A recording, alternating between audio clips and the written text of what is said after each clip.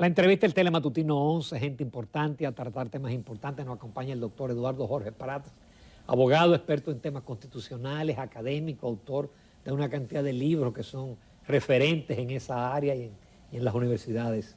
Buenos días, Eduardo. Buen día, Ramón. Placer. Buenos días, bienvenido, un gusto que esté con nosotros otra vez. Un placer estar de nuevo con ustedes. Y qué mejor que un abogado experto constitucionalista que fue de los redactores de la Constitución del 2010, ahora está sobre el tapete otra reforma. Yo no voy a tratar el tema de la oportunidad o no, porque ese es el tema de los políticos. Yo quiero ir al fondo, si realmente, como dice el consultor jurídico, ese proyecto garantiza la institucionalidad, el fortalecimiento del Ministerio Público, etcétera, etcétera. Fíjate, una reforma constitucional, siempre he dicho que equivale en derecho a una cirugía mayor, a una operación de corazón abierto. Es decir, tú tienes que inducir un coma en el cuerpo político nacional para hacer una reforma que es una reforma estructural. Por lo tanto... ¿Y esta es estructural?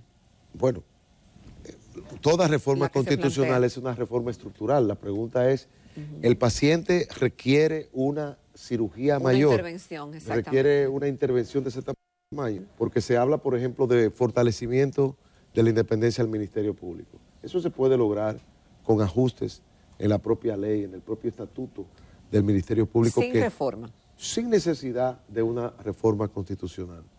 Luego, lo otro que se propone, como por ejemplo sería bajar la supermayoría del Tribunal Constitucional para que las decisiones en lugar de 9 de 13 sean decididas por 6, por 7 de 13, es una reforma que significaría un retroceso. ¿Por qué?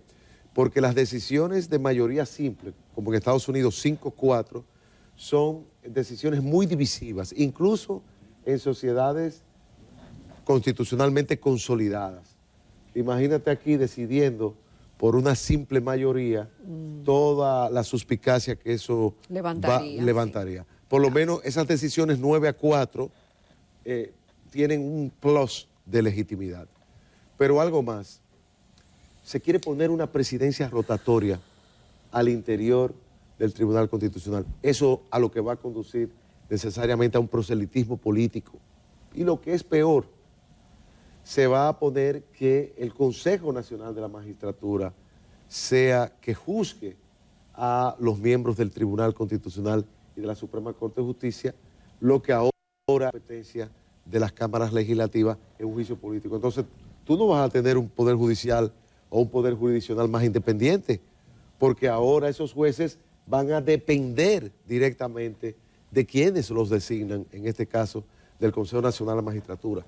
Este sistema que nosotros tenemos es un sistema que es mejor que el sistema norteamericano, donde el presidente es que designa con el consentimiento del Senado. Es mejor que el sistema español, donde hay una cuota... Sí, a través del Consejo Nacional de la Magistratura nuestra. Claro, porque... Que en un momento fue una ganancia para el país, supuestamente.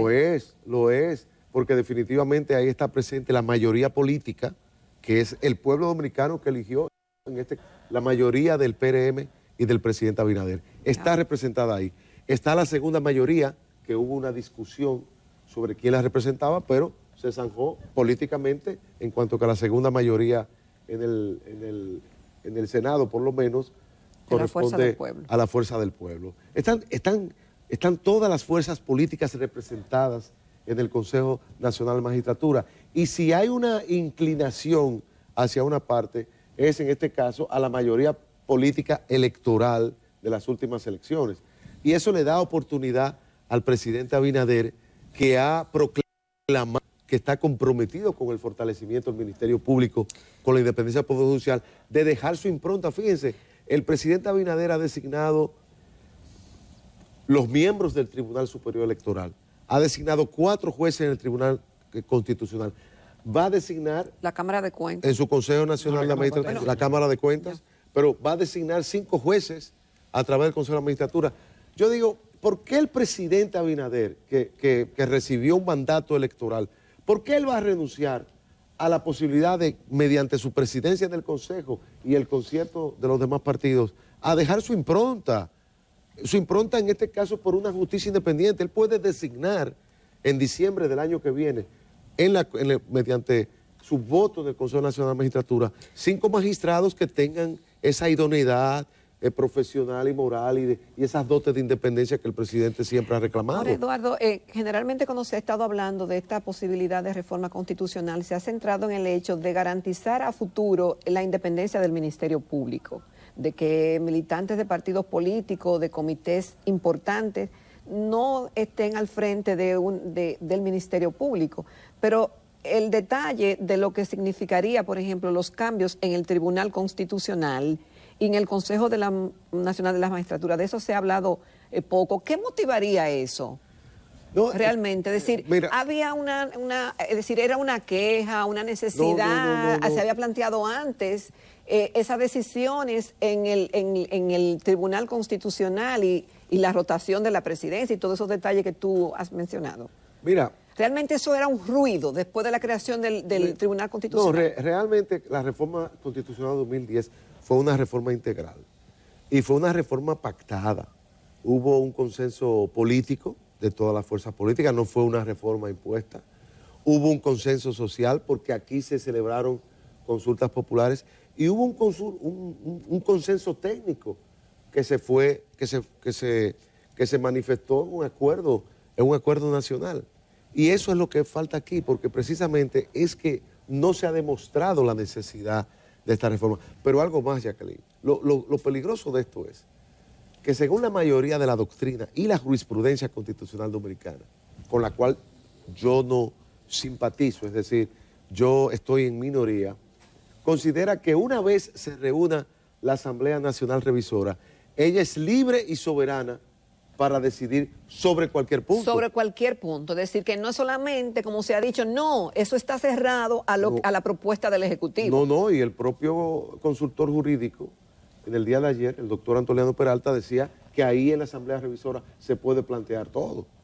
Entonces... ¿Hay sospecha de que hayan otros planteamientos adicionales? Bueno, Jacqueline, los partidos de la oposición se retiraron del Consejo Económico y Social. Yo entiendo que una reforma de esta envergadura tiene que ser consensuada con los partidos porque vivimos en una democracia electoral. Es decir, no vivimos en un sistema como en Rusia, donde Putin ordena, eso va, lo quieran o no lo quieran los partidos. Eso no es así. Lógicamente, no hay una mayoría, la supermayoría que se exige para poder aprobar una reforma. Hacen falta 34 legisladores, o sea, eso te debería inclinar a buscar ese apoyo de los demás partidos. Pero los partidos han dicho, por el momento, han dicho que no están de acuerdo. ¿Y se fortalece con ese proyecto de verdad la independencia del Ministerio Público? Es que, miren lo siguiente, el Ministerio Público es un órgano constitucional extrapoder en donde, por un lado, el presidente de la República designa a su titular y la mitad de los fiscales son fiscales de carrera, de manera que hay un equilibrio, porque el presidente de la República, así como hay una política educativa, una política de salud, una política agrícola, tiene que haber una política criminal, porque ¿a quién tú le vas a exigir frente al aumento de la criminalidad? Al presidente de la República. ¿Y cómo influye el presidente de la República en el diseño y ejecución de la política criminal si no tiene ni siquiera una incidencia en ese órgano? Entonces, esa idea de despartidarizar, despolitizar el Ministerio Público hay que tomarla con cuidado. No, nosotros podemos consolidar esa independencia. ¿Y quién pone en duda aquí la independencia de Miriam Germán Brito? Pues fue el presidente que la designó. Y el presidente ha dicho que este es el Ministerio Público más independiente, que ya se acabó. Pero ¿y el argumento de que es garantizarlo a futuro, para que si viene otro presidente y quiera hacer un uso distinto? Porque el presidente Abinader no está por encima del bien y del mal, como él lo hizo, lo puede hacer cualquier otro, o él es el único que puede designar a un procurador independiente. Lo que yo te quiero decir es que este sistema garantiza la independencia, porque esa independencia no viene marcada únicamente por un estatuto constitucional, sino que también viene marcada por un estatuto legal.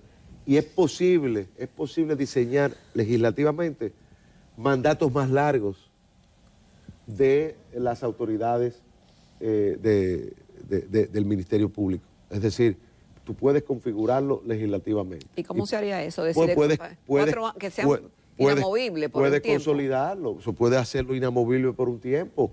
Esa es la base de las autoridades independientes. O sea, hay mecanismos legislativos.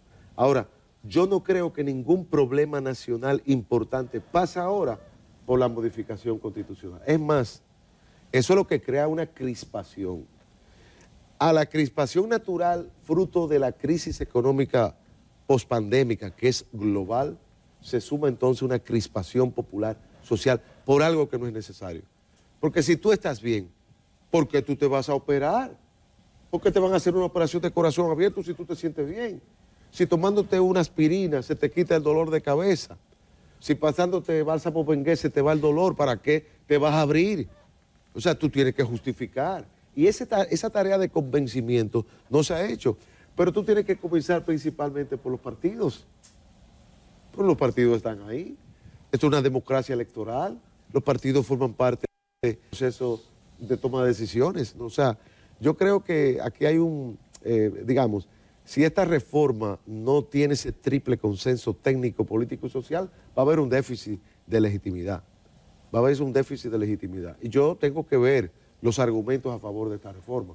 Yo respeto mucho al doctor Antoliano Peralta, con el cual me une una amistad y con el cual he litigado del mismo y a veces adversariamente, pero lo cierto es que este proyecto no es un proyecto, a mi modo de ver, idóneo para resolver lo que se quiere. En este caso, Eduardo, yéndonos a puntos específicos del proyecto, porque ayer hubo un debate que participó Damián Olivares y Nacés Perdomo, con el tema de que establece para todas las altas cortes que durante 5 años usted no puede haber militado en algún partido. Y ellos fueron eso diciendo que te crea una especie como de ciudadano de segunda categoría por ser político. Y ponen el ejemplo de un individuo que hizo campaña por un presidente que no está inscrito y entonces lo nombran. No, es que es una locura. Milton Ray Guevara no pudiera ser presidente del tribunal. Exacto. Rafael Díaz Filpo no pudiese ser miembro del Tribunal Constitucional. En Estados Unidos hubo un caso que el juez Ed Warren, que pasó de ser presidente de la convención del Partido Republicano a ser presidente de la Suprema Corte de Justicia. No, en las altas cortes no se puede, hay que exigir independencia, pero no tener simpatía. No existen las mujeres y los hombres insípidos, inodoros, incoloros. Hay que tener mucho cuidado con esa gente que supuestamente son es inodora, incolora e insípidas. Sí, políticamente aséptica, porque esa gente te mete de contrabando su prejuicio. Yo cuando oigo hablar de la sociedad civil saco mi pistola. Porque realmente no. Me gusta ese principio. Usted tiene que saber, o sea, bueno, yo vengo del Partido Reformista. Entonces, a veces el problema es que lo que sirven intereses económicos, que es peor. Exactamente. Entonces, yo creo que lo importante es que haya una conducta idónea de la persona. Que una persona tenga la solvencia moral y profesional para ocupar ese puesto. Y yo digo, ¿y por qué el presidente Abinader no quiere dejar su huella en el Poder Judicial y en el Tribunal Constitucional? Esta es su gran oportunidad. Porque él va a ser, la huella, ¿cómo la dejaría? O fuera la de la Constitución. Presentando buenos candidatos en el seno del Consejo Nacional de Magistratura y utilizando su mayoría en el Consejo para pasarla, como hizo el presidente Biden, nominando a la primera afroamericana, como eso forma parte de su legado. Así como en el legado del presidente Leonel Fernández está haber designado a uno de los constitucionalistas más importantes como el primer presidente del Tribunal Constitucional, Milton Ray Guevara. Así el presidente Abinader puede designar un Milton Ray Guevara, es decir, otro Milton Ray Guevara, otro jurista de esa categoría como presidente del tribunal y otros jueces como los que ocupan funciones ahí y que incluso él ha designado en la última designación que se hizo en el tribunal. Entonces, yo no le recomendaría al presidente que renuncie a esa posibilidad. Por eso, digamos, este es un sistema presidencial. Este no es un sistema parlamentario. En España el Parlamento tiene tremenda porque los diputados tienen una cuota dentro de la composición del Tribunal Supremo, del Tribunal Constitucional. Y lo mismo tienen los senadores, no. Nosotros tenemos un sistema donde tratamos de articular un presidente de la República que al mismo tiempo es presidente del Consejo de la Magistratura. Que el procurador forma parte del Consejo Nacional de la Magistratura. Y que en Francia forma parte también el ministro Duparquet. Y el país estaba feliz con que doña Miriam estuviera ahí sentada. No, pero ella hizo un magnífico papel, porque la presencia de Miriam Germán era una garantía de que hubiese una buena designación de los jueces, como efectivamente fue.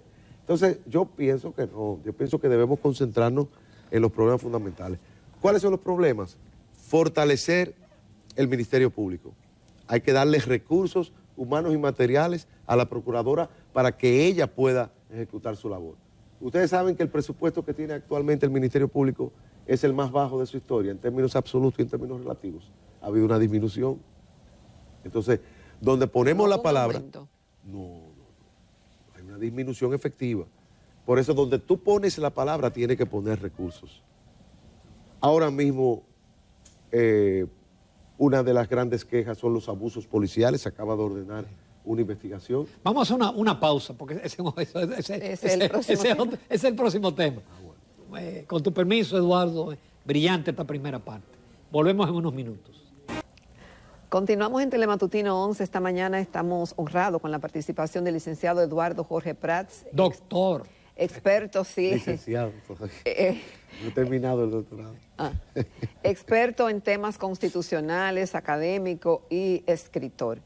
Eduardo, un tema justamente que tú hablabas de lo que a veces la población dice que es un legado del gobierno, de los gobiernos. En el caso de lo que estamos viendo, de los atropellos que está cometiendo la Policía Nacional, que han sido de siempre, pero que se han arreciado justamente en un momento que se está hablando de reforma a lo interno de esa institución. Yo supongo que como abogado, por el hecho de ser abogado, tiene un mayor nivel de comprensión de lo que está pasando en la policía y te llegarán muchas informaciones y te han llegado a lo largo de todo tu ejercicio del derecho. ¿Qué opinión te merece esto que está ocurriendo, toda esta clase de atropellos, de asesinatos adentro de la Policía Nacional, muchos de los cuales se quedan sin resolver? Mira, es un problema estructural que viene de muy viejo, desde los tiempos que trabajamos en la Fundación Institucionalidad de Justicia como su director ejecutivo. Incluso montamos un programa con la asistencia de la Agencia de los Estados Unidos para el Desarrollo Internacional sobre este tema. Y realmente la policía requiere una reforma estructural.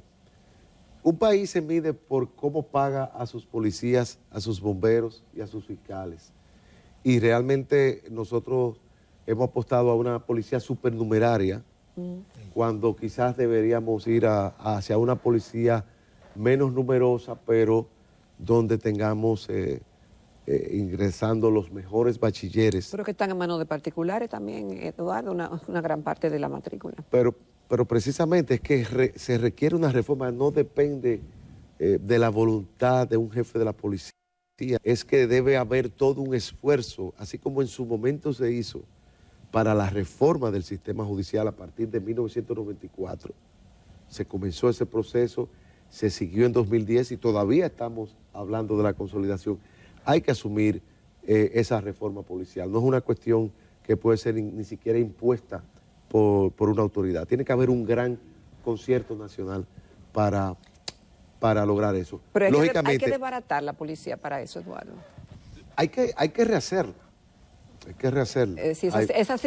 Usando el símil que usaste ahorita para la reforma constitucional, de que al paciente hay que inducirlo a un coma. En el caso de la policía hay que inducirla a un coma y sacar ahí. Mira, cuando se hizo la reforma del Poder Judicial, se hizo una reforma, se comenzó una carrera judicial. Permanecieron muchos de los jueces que habían venido de la vieja judicatura, salieron otros, vinieron. Es un proceso de recambio. No es sencillamente hacer tabula rasa, porque hay mucha gente dentro de esa estructura que cumple con lo que es sus funciones. Yo pienso que debe ser un esfuerzo de control social O sea, fíjate que ya la ciudadanía comienza, ustedes se recuerdan que la ciudadanía hace unos años era muy partidaria de denle para abajo, Sí. de la mano dura. Sí. Ya la ciudadanía, en la medida en que la clase media, alta, ella misma también está siendo víctima de los atropellos, ya la gente se siente identificada y entiende que ya no son los pobres, los negros y los feos los únicos que son objeto de las que son victimizados por la policía o que son víctimas de los abusos policiales. Entonces, esto tenemos que enfrentarlo.